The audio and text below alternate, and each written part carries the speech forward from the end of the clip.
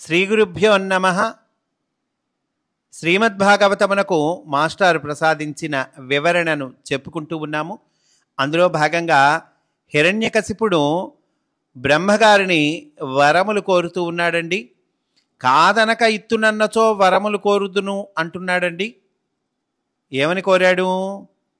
భూమియందు, జలములందు, వాయువునందు, ఆకాశమునందు, అగ్నియందు, దిక్కులయందు మృత్యువు లేకుండా వరమిమ్ము. ఫలానా వాటిల్లో ఫలానా వాటి యందు మృత్యువు లేకుండా వరమివ్వు అంటున్నాడండి. రాత్రులయందు, పగళ్ళయందు, మొసళ్ళయ మొదలగు జలచరములయందు, రాక్షసులయందు, మృగములయందు, సర్పములయందు, దేవతలయందు, నరులయందు మృత్యువు లేకుండా వరమిమ్ము. సమస్త జీవరాశులతో కలుగు యుద్ధములందు, సమస్త శస్త్రాస్త్రములయందు మృత్యువు లేని జీవితము ప్రసాదింపుము. యుద్ధములయందు నాకెదురు నిలువగలవాడుండరాదు. యుద్ధములందు నాకెదురు నిలవగలవాడు ఉండటానికి వీల్లేదయ్యా. లోకపాలకులను జయింపగల పరాక్రమము కావలెను. 3 లోకములను నేను జయింపవలెను. ఇట్లు వరములు కోరగా వాని తపస్సునకు కాదనలేక సంతోషించి చతుర్ముఖుడు వరములన్నింటినీ ఇచ్చెను. ఇచ్చి జాలిపడి చూచి దయతో ఇట్లా అంటూ ఉన్నాడండి బ్రహ్మగారు. ఇక్కడ మాస్టర్ చెప్తూ ఉన్నారండి. జాలిపడి చూచుట ఎందులకు?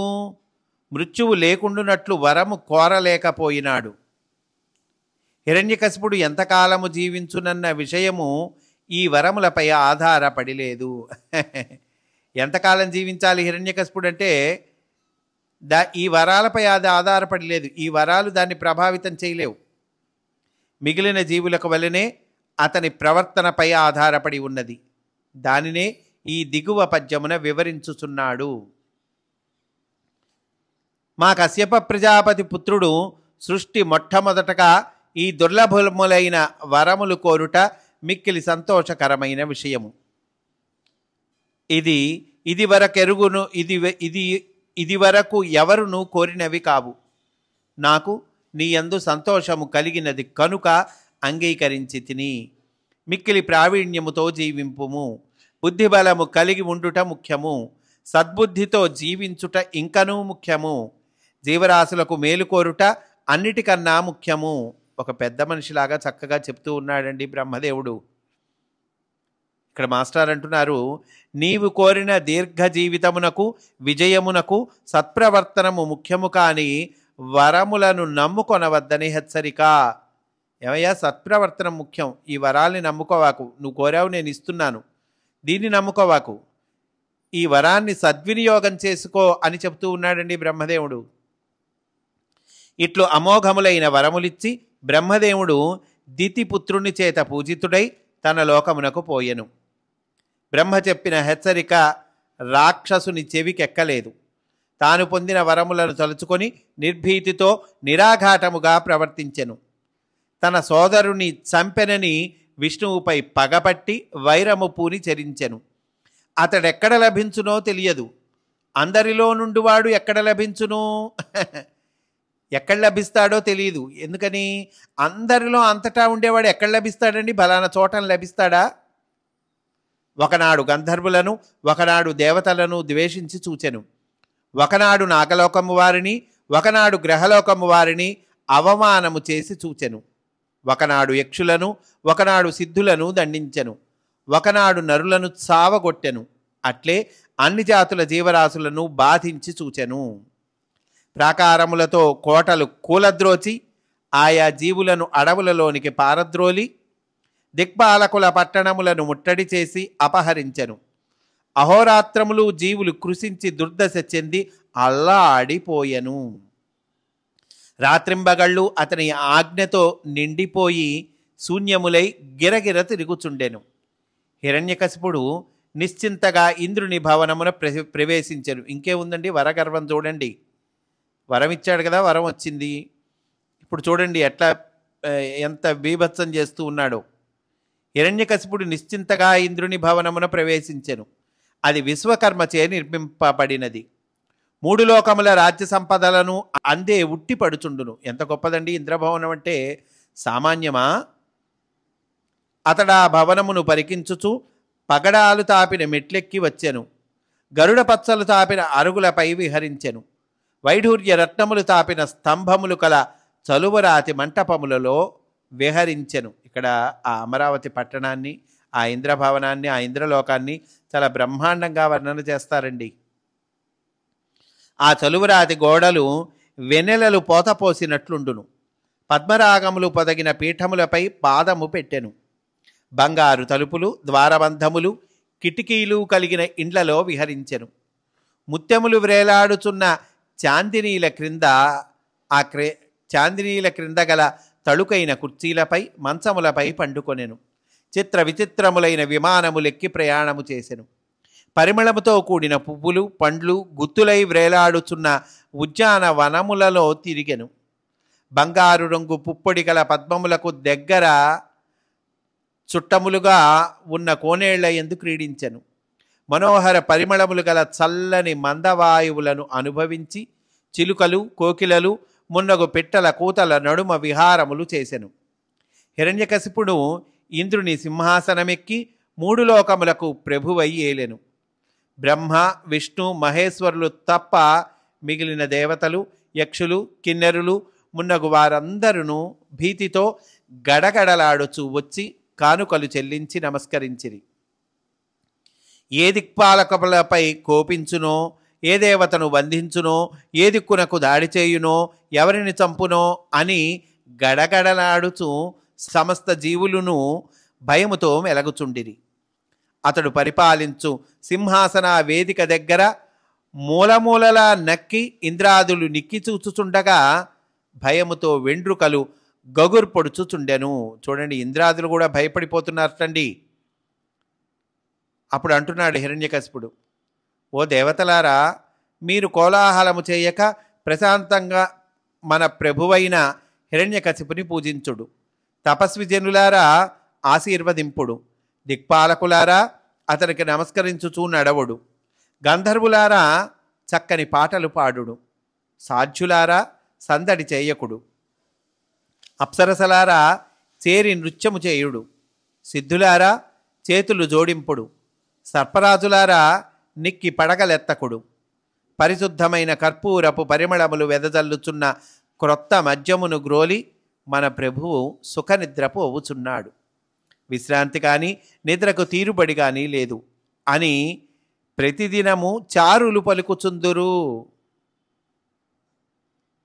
ఉద్యానవనములలో, పూల పొదరిండ్లలో అందమైన స్త్రీలతో కూడి మద్యము త్రాగి ఎర్రని కన్నులతో హిరణ్యకశిపుడు విహారములు చేయుచుండగా నారదుడు, తుంబురుడు సంగీత ప్రసంగములు చేసి అతనిని రంజింపచేయుచుందురు.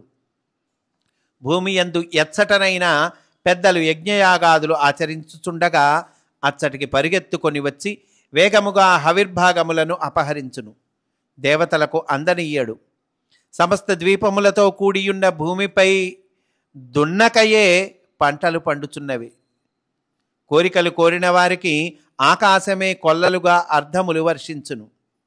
7 సముద్రములను, నదులను అలలతో రత్నములు తెచ్చి ఇచ్చును. వృక్షములు అన్ని ఋతువుల యందును తమ సంపదలను ప్రకటింపచేయును. పర్వతములన్నీయు జలములతో నిండిన తొట్టెలవలే నిండి ఉండును. దిక్పాలకులందరి గుణములను తానొక్కడే సంక్రమింపచేసుకొని అతడు పరిపాలించుచుండగా సృష్టి సమస్త సంపదలతో నిండెను. సమస్త దిక్కులను జయించి లోకములకు నాయకుడైన తన కోరికను అనుసరించి ఇంద్రియ సుఖములను అనుభవించుచుండెను. అంతటితో తృప్తి పొందక బ్రహ్మదేవుని వరములున్నవని గర్వము ఎక్కువై ఐశ్వర్య సంపన్నుడై శాస్త్ర మార్గమును అతిక్రమించి చిరకాలము పరిపాలించెను. అదిగో చాలా కాలం పరిపాలించాటండి. అంటే అర్థం ఏంటంటే శాస్త్ర మార్గమును అతిక్రమించుట అనగా నీతి నియమములు పాటింపకుండుట, మంచివారిని బాధపెట్టుట, దుష్టులకు అధికారం ఇచ్చుట మున్నగునవి అవ్వండి. శాస్త్ర మార్గాన్ని అతిక్రమించడం అంటే అవి.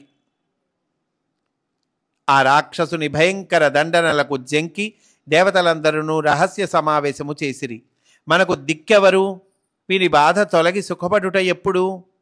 మనకు రక్షకుడెవడు అని విష్ణుమూర్తిని హృదయమును స్మరించిరి.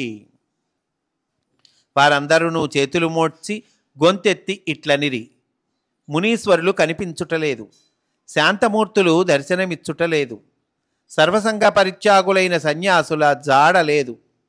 మరి నారాయణుడు ఎచ్చట ఉన్నాడో ఎట్లు తెలియను? దిక్కులకు పోయి వెదికినను దిక్కెవరో తెలియుటలేదు.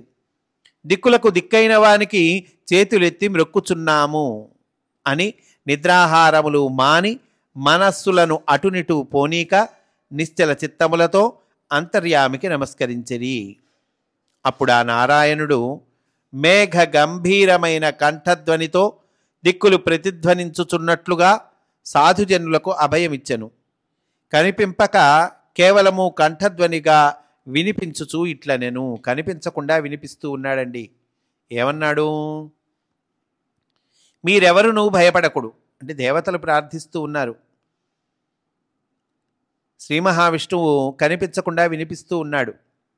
మీరెవరునూ భయపడకుడు, సర్వజీవులకును శుభమగును, జీవులకు జయము లాభము ప్రాప్తించును. నన్ను దర్శించునట్టి సమయము ఆసన్నము కాగలదు. ఈ రాక్షసుడు చేయుచున్న విరుద్ధ చేష్టలు నేనెరుగుదును. కాలము కూడి వచ్చినంతనే వానిని చంపెదను, అంతవరకు వేచియుండు అంటున్నాడండి. మిక్కిలి మంచివారు, గోవులు, వేదములు, దేవతలు, ధర్మము, బ్రాహ్మణులు నా స్వరూపము. ఇందరియందును వాడెప్పుడు కోపించునో ఆనాడే దెబ్బతినును. వీళ్ళ మీద కోపిస్తే దెబ్బతింటారండి. ఎవరండి? మంచివాళ్ళ మీద కోపించినా, గోవుల మీద కోపించినా, వేదములు, దేవతలు, ధర్మము, బ్రాహ్మణులు ఇవి నా స్వరూపం కాబట్టి వాళ్ళ మీద కోపిస్తే ఆనాడే దెబ్బతినును. అతని కుమారుడు ప్రహ్లాదుడు శమదమాది గుణ సంపన్నుడు, శత్రుత్వము కానీ శత్రువు కానీ లేనివాడు. అట్టి వానిని లెక్క చేయక రోషముతో ఎప్పుడు చంపుటకు యత్నించునో అప్పుడే హిరణ్యకశిపుని పట్టి వధించెదను. వీడింతవాడై మిమ్ము బాధ పెట్టుచుండుటకు కారణము మా బ్రహ్మవరములు కదా. మనము బ్రహ్మను అతని వరములను గౌరవింపవలెను. ఇచ్చట వరములకు వ్యతిరిక్తముగా నేనే స్వతంత్రించి చంపరాదు కనుక క్షమించి ఊరకుంటిని. అంటే బ్రహ్మగారు వరాలు ఇచ్చాడు కదండి, ఆ వరాల్ని గౌరవించాలి. అందువల్ల ప్రస్తుతానికి క్షమించి ఊరుకున్నాను అంటున్నాడు శ్రీ మహావిష్ణువు. ఇటుపైన దీనిని ఎట్లు సాధింపవలెనో నేనే నిర్ణయింతును, మీరు సందేహింపక వెడలిపొండు అని ఇట్లు విష్ణువు చెప్పగా దేవతలు గుంపులు కట్టి మ్రొక్కిరి. ఈ రాక్షసుడు మరణించుట తప్పదని నిర్ణయించుకొని తమ తమ నివాసములకు పోయిరి అంటూ ఉన్నారండి. ఇక్కడితో మనం 114 వరకు పూర్తి చేసుకున్నామండి. ఆ తర్వాత ఇది 17వ వాల్యూమ్గా ఇచ్చినటువంటిది, దాన్ని కూడా 16వ వాల్యూంలోనే పెట్టేశారండి. అందువల్ల ఈ 114వ పద్యం నుండి 177వ పద్యం వరకు సప్తమ స్కందంలోని ఈ విషయాలు మనము చెప్పుకుందాము. రేపటి రోజున మొదలుపెట్టి చెప్పుకుందామండి. అంటే ఈ 177వ పద్యం వరకు పూర్తి చేసుకుంటే అక్కడికి ఈ 16వ వాల్యూమ్ పూర్తవుతుంది. దానితో ఈ రహస్య ప్రకాశము 16 వాల్యూమ్స్ కూడా పూర్తి చేసుకున్న వాళ్ళము అవుతామండి. ఈ సప్తమ స్కందంలో 114వ పద్యం నుండి రేపటి రోజున మొదలు పెట్టుకుందాము మనము అని తెలియచేస్తూ స్వస్తి వాసుదేవ.